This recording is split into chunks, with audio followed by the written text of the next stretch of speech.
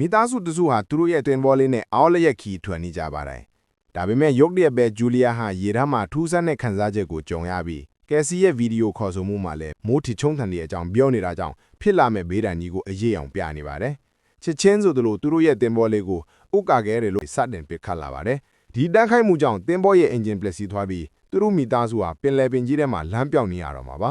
ဒါတဲ့ပို့ဆိုးတဲ့အရာကကဘာတန်လိုက်ဆက်ကွင်ရုတ်တရက်ပြောင်းလဲသွားတာပါဒီအချက်ကြောင့်သမုဒ္ဒရာတွေကရေအလုံးနီးပါးကဆွဲငင်ရပြောင်းလဲမှုကြောင့်ပြန်ဆုတ်သွားပါတယ်မိသားစုဟာမိနစ်တရက်ထိရေပင်ဖြစ်နေတဲ့နေရာမှာယခုဆိုရင်ကုန်းငင်ပေါ်မှာလမ်းလျှောက်နေရပါတယ်ဒီအချိန်မှာပဲရင်ကိုတင်ပေါ်ကနေနောင်းဆိုတဲ့ကပတင်ကအချက်ပြလာပါတယ်သူကသမားတို့ကိုတက်တဲ့မြတ်မြင့်တဲ့နေရာကိုတက်ဖို့အကြံပေးပါတယ်ရေတွေပြန်လာတဲ့အခါအရန်ပြင်းထန်မယ်လို့တတိပေးထားပါတယ်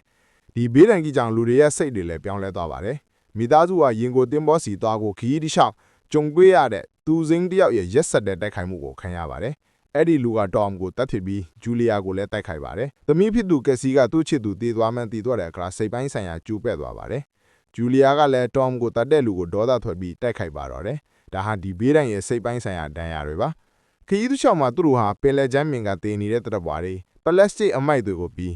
နောက်ဆုံးမှာတော့တန်းကြည့်တဲ့ဗီဇာပြန်ကန်နန်းအူကြီးကိုရင်ဆိုင်ရပါတယ်။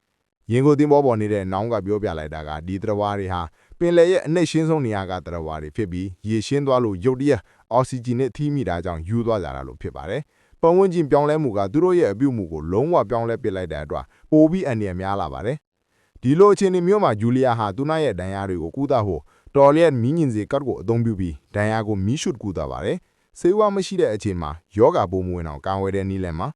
အစတုန်းကတော့ဂျူလီယာကသူ့ကလေးတွေကိုသာကယ်တင်ပြီးသူမကိုအသက်ဆွလို့ဘူးစဉ်းစားခဲ့ပေမယ့်နောက်ဆုံးမှာတော့မိသားစုတစုလုံးရင်ကိုတင်ပေါ်ကိုတက်ရောက်နိုင်ခဲ့ကြပါတယ်။ရေတွေပြန်လာတဲ့အခါကြီးမားတဲ့လွှမ်းရမ်းတဲ့ကီတွေနဲ့အတူရေအောက်ကဘာတိတစ်ခုစီကိုစတင်ခီထွက်ကြတော့ပါတယ်။